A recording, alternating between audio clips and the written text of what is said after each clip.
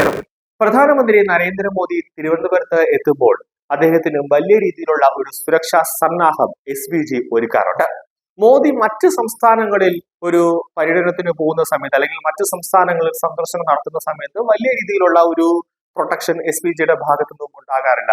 പക്ഷെ protection ഉണ്ടാകുമെങ്കിലും SPG കൂടുതലായിട്ടൊരു അലേർട്ടിലേക്ക് പോകാറില്ല എന്നതാണ് മറ്റൊരു പ്രധാനപ്പെട്ട കാര്യം. കാരണം തിരുവനന്തപുരത്തെ സംബന്ധിച്ചിടത്തോളം പോപ്പുലർ ഫ്രണ്ടിന്റെ ഒരു സന്നാഹം ഇവിടെയുണ്ട്, ജമാഅത്തെ ഇസ്ലാമിയുടെ ഒരു സന്നാഹം ഇവിടെയുണ്ട്. പ്രധാനമന്ത്രിക്ക് നേരെ വലിയ രീതിയിൽ ഇവിടെയുള്ള ഈ മതമൗലികവാദികൾ ഭീഷണി ഉയർത്തുന്നുണ്ട്. അപ്പോൾ ഒരു ആക്രമണം അല്ലെങ്കിൽ ഒരു ഭീഷണി ഏത് സമയത്തും ഉണ്ടാകും എന്നതുകൊണ്ട് തന്നെ തിരുവനന്തപുരത്ത് അല്ലെങ്കിൽ കേരളത്തിൽ പ്രധാനമന്ത്രിയെ സന്ദർശനം നടത്താനെത്തുമ്പോൾ വലിയ രീതിയിൽ ഒരു ഹൈ അലേർട്ട് SPGയുടെ ഭാഗത്തു നിന്നും ഉണ്ടാകാറുണ്ട്. അതുകൊണ്ട് തന്നെ വേദിയിലേക്ക് ആര് വന്നാലും ആധാർ കാർഡ് അങ്ങനെയുള്ള തിരിച്ചറിയൽ കാർഡുകളൊക്കെ നോക്കി ചെക്ക് ചെയ്തതിന് മാത്രമേ വിടുകയുള്ളൂ. നമുക്കറിയാം ഇന്നത്തെ കാലത്ത് പലതരത്തിലുമുള്ള തട്ടിപ്പുകൾ അല്ലെങ്കിൽ പലതരത്തിലുമുള്ള ആക്രമണത്തിന് പല രീതികളും ഉപയോഗിക്കാറുണ്ട്. ഇപ്പോൾ ഒരു മന്ത്രിയുടെ വാഹനം അത് ഒരു സാധാരണഗതിയിൽ മന്ത്രിമാർ ഉപയോഗിക്കുന്ന പോലത്തെ ഒരു വാഹനം സംഘടിപ്പിക്കുക എന്നത് വലിയ ബുദ്ധിമുട്ടുള്ള കാര്യമൊന്നുമല്ല. കൂടാതെ അതിന്റെ താഴെ ഒരു കേരള സ്റ്റേറ്റ് 15 അല്ലെങ്കിൽ കേരള സ്റ്റേറ്റ് 21 എന്നൊരു ബോർഡ് വയ്ക്കുക എന്നതും വലിയ ബുദ്ധിമുട്ടുള്ള കാര്യമൊന്നുമല്ല. അങ്ങനെ വച്ചിട്ട് ഇപ്പോൾ ഫേസ് തന്നെ മറ്റേതെങ്കിലും മന്ത്രിയുടെ രൂപത്തിൽ ഒരു ഫേസും കവർ ചെയ്ത് കൊണ്ടുവരാനും വലിയ ബുദ്ധിമുട്ടുള്ള ഒരു കാര്യമൊന്നുമല്ല.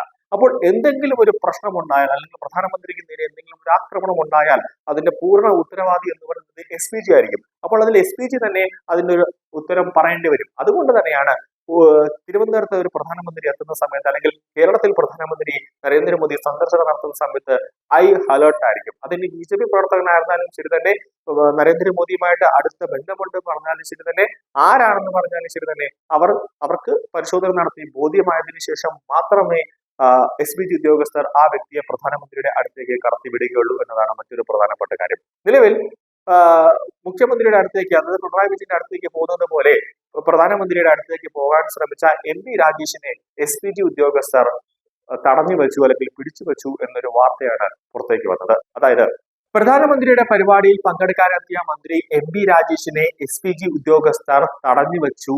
അത് തിരിച്ചറിയൽ കാർഡ് കാണിക്കണമെന്ന് SPG ഉദ്യോഗസ്ഥർ MP രാജേഷിനോട് ആവശ്യപ്പെട്ടെങ്കിലും അദ്ദേഹം അത് കാണിക്കാൻ തയ്യാറായില്ല. ഔദ്യോഗിക കാറിലെത്തിയ മന്ത്രി വേദിക്കരികിലേക്ക് പ്രവേശിക്കാൻ ഒരുങ്ങുമ്പോഴായിരുന്നു ഉദ്യോഗസ്ഥർ പറഞ്ഞത്. ആധാർ കാർഡ് കാണിക്കാൻ കഴിയില്ലെന്നും ആധാർ കാർഡ് കാണിച്ചാൽ നിങ്ങൾക്ക് പോകാമെന്ന് SPG പറഞ്ഞപ്പോഴും അദ്ദേഹം ധാർഷ്ട്യമായ രീതിയിലാണ് പെരുമാറിയത്.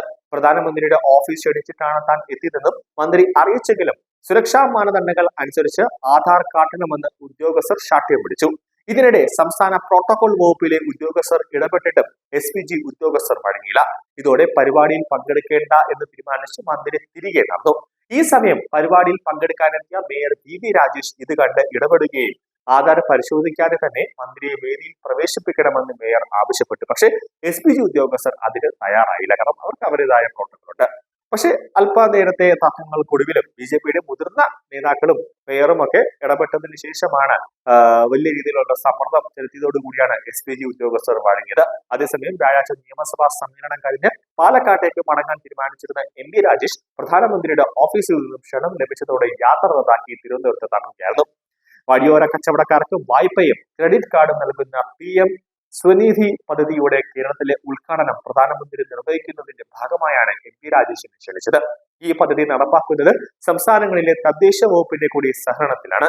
അതുകൊണ്ടാണ് തദ്ദേശ മന്ത്രിയായ MP രാജേഷിനെ ക്ഷണിച്ചത്. SPG ആധാർ കാർഡ് ചോദിച്ചപ്പോൾ ആധാർ കാർഡ് കാണിച്ചുവെങ്കിൽ വലിയ രീതിയിലുള്ള ഒരു പ്രശ്നമൊന്നും അവിടെ ഉണ്ടാവില്ലായിരുന്നു. കാരണം കുറച്ച് മാസങ്ങൾക്ക് മുന്നേ പ്രധാനമന്ത്രി നരേന്ദ്രമോദി ഇതുപോലെ തിരുവനന്തപുരത്ത് സന്ദർശനം നടത്താനായിട്ട് വന്ന സമയത്ത് ഒരു ഫോട്ടോഗ്രാഫർ അവിടെ ഒഴിഞ്ഞു കയറി വലിയ രീതിയിലുള്ള ഷോ കാണിച്ചതിന്റെ പേരിൽ SPGയുടെ 3 ഉദ്യോഗസ്ഥരെയാണ് സസ്പെൻഡ് ചെയ്തത്. അതുകൊണ്ട് തന്നെ വീണ്ടും ഒരു പ്രശ്നമുണ്ടായാൽ അവരുടെ പണി പോകും. അതുകൊണ്ട് കൂടാതെ പ്രധാനമന്ത്രിയുടെ സുരക്ഷ തിരുവനന്തപുരത്ത് കേരളത്തിലടക്കം പ്രധാനമന്ത്രിക്ക് വലിയ രീതിയിലുള്ള വധഭീഷണി ഉള്ളത് കൊണ്ട് തന്നെ പ്രധാനമന്ത്രിയുടെ സുരക്ഷ കർശനമായി തന്നെ പാലിക്കേണ്ട ഉത്തരവാദിത്വം SPG ഉദ്യോഗസ്ഥർക്കുണ്ട്. അതിന് തദ്ദേശ വകുപ്പ് മന്ത്രിയായിരുന്നാലും എക്സൈസ് മന്ത്രിയായിരുന്നാലും ഗതാഗത മന്ത്രിയായിരുന്നാലും SPG പറയുന്ന പ്രോട്ടോകോൾ പറയുന്ന തിരിച്ചറിയൽ കാർഡ് കാണിക്കേണ്ടത് അവരുടെ ഉത്തരവാദിത്തമാണ്.